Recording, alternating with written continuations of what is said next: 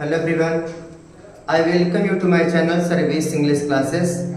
In today's class, I am going to start about intransitive verb. In the previous class, I have explained about transitive verb. You may know well about transitive verb. I have explained about transitive verb that a transitive verb requires an object to complete its sense. अर्थात जो transitive verb होती है अपने अर्थ को बताने के लिए उसको किसी न किसी ऑब्जेक्ट की जरूरत पड़ती है, राइट। मैंने I have used a word named object, हम ऑब्जेक्ट का नाम ले रहे हैं। And I have already explained about object. There are two types of object. If you have not seen my video about object, then you can go to my description and you can find out direct object and indirect object, definition of object. In today's class I am going to tell you about intransitive verb. तो intransitive verb is the opposite of transitive verb, मतलब जो अकर्मक क्रिया होती है सकर्मक क्रिया की सीधा अपोजिट होती है, सीधा उल्टा होती है, राइट। जैसे ये दाया है तो ये बाया है, राइट। तो ठीक उसका अपोजिट होती है। कहने का अर्थ है कि transitive verb requires an object to complete its sense, right. तो जो ट्रांजिटिव वर्ब होती है अपने अर्थ को बताने के लिए उसे किसी न किसी ऑब्जेक्ट की जरूरत पड़ती है। But an intransitive verb does not require an object to complete its sense because it complete its sense without an object। अर्थात इंट्रांजिटिव वर्ब बिना ऑब्जेक्ट के ही अपने सेंस को पूरा कर लेती है, इसी को बोलते हैं intransitive verb. Let us find out some facts about intransitive verb, right. तो आप देख पा रहे होंगे मैं लिखा है ट्रांजिटिव वर्ब, इसका अर्थ क्या होता है? अकर्मक क्रिया। और पहले पढ़ाए थे आप लोगों को ट्रांजिटिव जिसका अर्थ क्या होता था?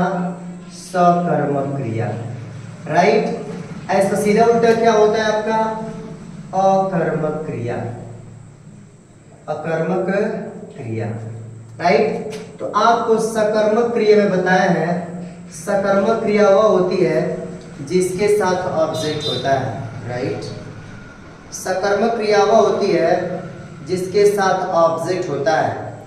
And with verb there may be either direct object और इनडायरेक्ट ऑब्जेक्ट। क्रिया के बाद चाहे डायरेक्ट ऑब्जेक्ट हो चाहे इनडायरेक्ट ऑब्जेक्ट हो, हम उस वर्ब को ट्रांजिटिव वर्ब बोल सकते हैं। लेकिन जब वर्ब के बाद न तो डायरेक्ट ऑब्जेक्ट हो न तो इनडायरेक्ट ऑब्जेक्ट हो, उस वर्ब को बोलेंगे क्या? वर्ब कैसी है? इंट्रांजिटिव है। तो लिखा है कि ए वर्ब अर्थात एक क्रिया विच डज नॉट रिक्वायर, एक क्रिया जिसे जरूरत नहीं होती है एन ऑब्जेक्ट, किसकी? ऑब्जेक्ट की, टू कंप्लीट इट्स सेंस, अपने सेंस को पूरा करने के लिए, that is called intransitive verb, right. और आपको हम बताए हैं कि जो ऑब्जेक्ट होता है क्या होता है? ऑब्जेक्ट, ऑब्जेक्ट दो होते हैं, एक होता है डायरेक्ट ऑब्जेक्ट और सेकंड क्या होता है आपका? Indirect object, right. Direct object में क्या होता है, इनडायरेक्ट ऑब्जेक्ट में क्या होता है, इसकी वीडियो मैंने ऑलरेडी बना के डाला हुआ है, आप जाइएगा object, direct object and indirect object बारे में पढ़ लीजिएगा, ठीक। अर्थात अगर वर्ब के बाद इनडायरेक्ट ऑब्जेक्ट बात करूं तो आता है मी, आता है yes, her, him, them, you, ठीक, इत्यादि आते हैं। ये जो डायरेक्ट ऑब्जेक्ट होता है इसके आता है थिंग्स, थिंग्स मीन्स वस्तुएं आती है, राइट। तो अगर हमारा वर्ब के बाद चाहे वस्तु आ जाए और चाहे क्या आ जाए आपका इनडायरेक्ट ऑब्जेक्ट, चाहे यह हो वो आता है किसके अंतर्गत है? ऑब्जेक्ट के अंतर्गत। अगर वर्ब के बाद ऑब्जेक्ट आया हुआ है तो हमारी वर्ब कैसी होगी? ट्रांजिटिव। और अगर ऑब्जेक्ट नहीं है तो वर्ब कैसी होगी? इंट्रांजिटिव होगी। Right, clear?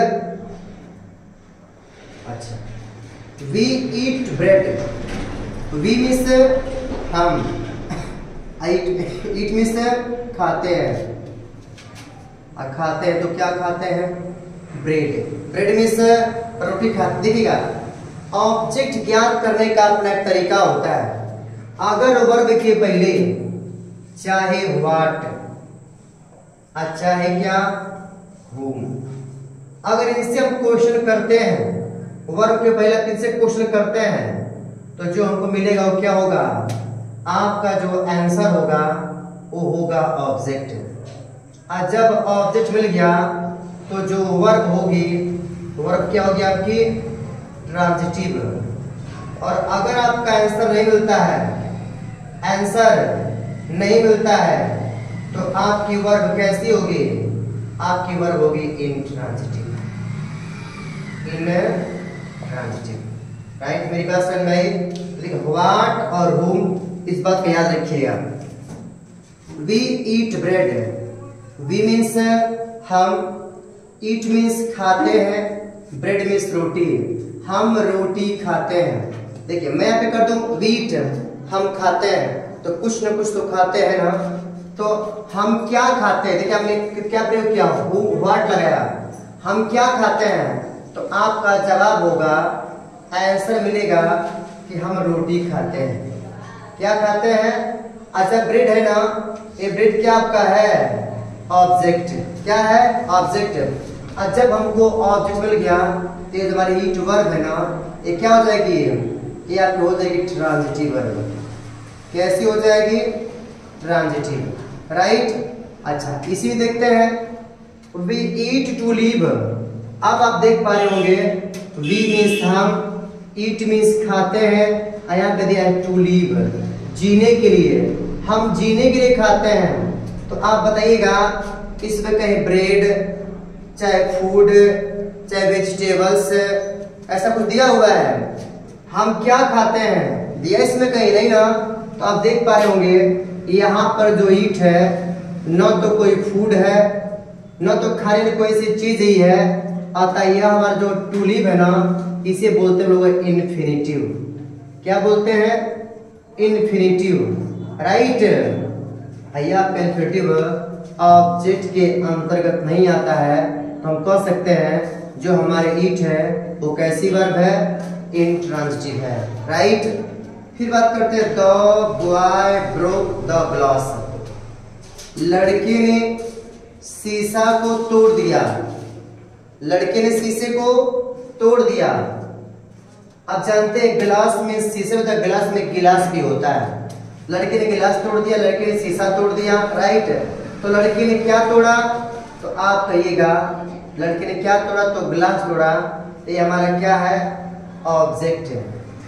और वर्ब के बाद अगर ऑब्जेक्ट है, इस वर्ब को क्या बोले हम लोग?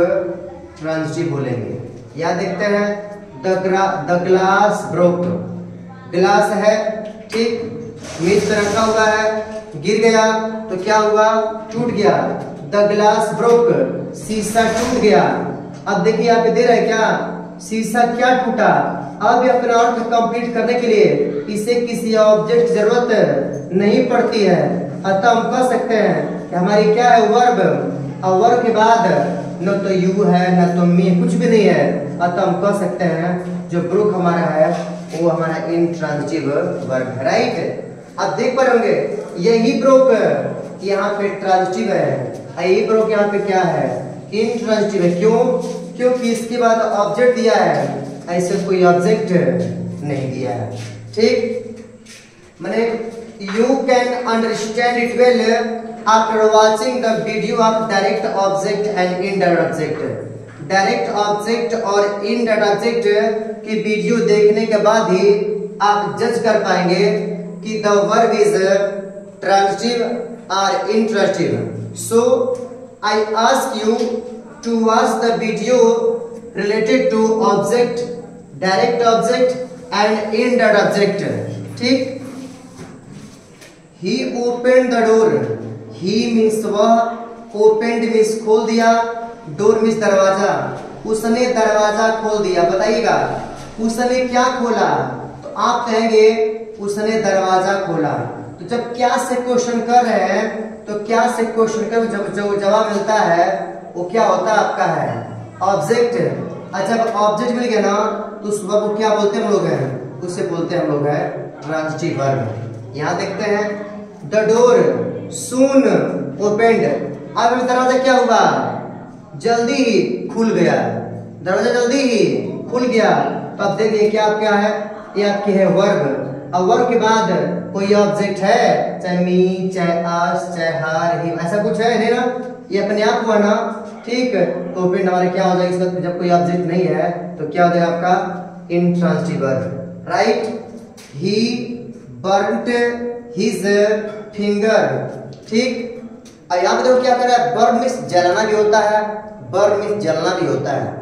बर्न मीन्स क्या होता है, जलाना भी होता है, अब बर्न मीन्स जलना भी होता है। तो ही बर्न्ट हिज फिंगर, ही मीन्स वह, बर्न्ट मीन्स जला लिया, हिज मीन्स अपनी, अब फिंगर मीन्स उंगली, उसने अपनी उंगली जला ली, जानबूझ जलाया उसने, माने ही बर्न्ट हिज फिंगर डेलिबरेटली, उसने अपनी उंगली जानबूझकर जला लिया ऐसे, राइट।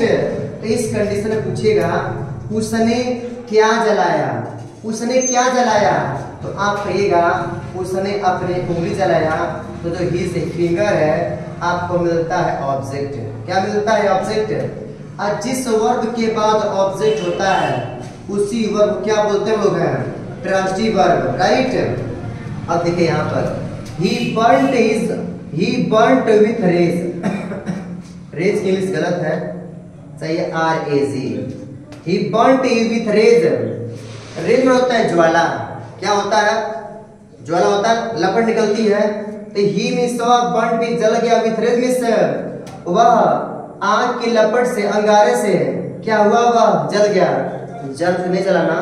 तो अब इस कंडीशन में बर्न्ट के बाद आपका विथ प्रीपोजिशन है, ये आपका नाउन है, ठीक।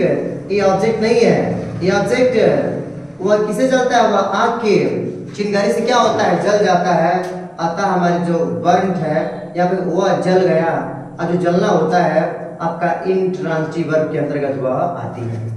यहाँ देखते हैं she laughs at me, she laughs, देखिए आप जानते होंगे लाफ मीन्स होता है हंसना, और जब लाफ बोले एट ना तो लाफ एट का होता है उपहास करना, किसी का मजाक उड़ाना।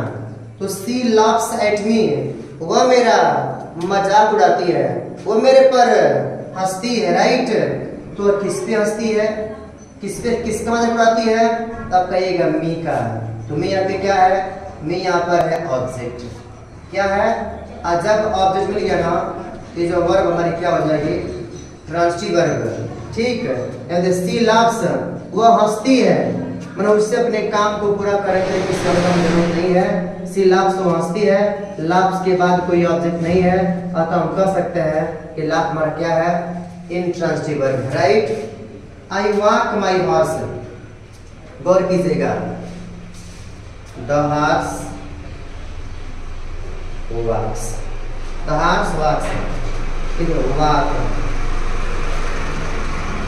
तो वॉक किस आपका होता है टहलाना, और क्या होता है आपका टहलना, ठीक, दोनों होता है। देखिए मैं अपने घोड़े को क्या करता हूँ, मैं अपने घोड़े को टहलाता हूँ। आई वॉक माई हॉर्स मतलब क्या, मैं अपने घोड़े को टहलाता हूँ। तो मैं किसको टहलाता हूँ, तो आप क्या बोल रहे होंगे कि माई हॉर्स है, या फिर क्या है ऑब्जेक्ट है।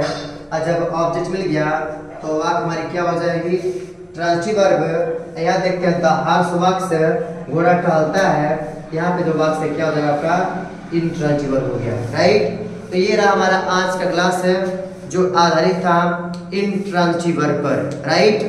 तो लास्ट में जाते थे मैं बता दूं कि अगर आपको इंट्रांजिटिव वर्ब और ट्रांजिटिव वर्ब ज्ञात करना है तो सबसे पहले आपको देखना होगा मेरा वीडियो जो आधारित है ऑब्जेक्ट पर, ठीक। अब मैंने ऑब्जेक्ट भी बताया है, डायरेक्ट ऑब्जेक्ट भी बताया है, उसके प्रकार के विषय बताया हूँ, राइट।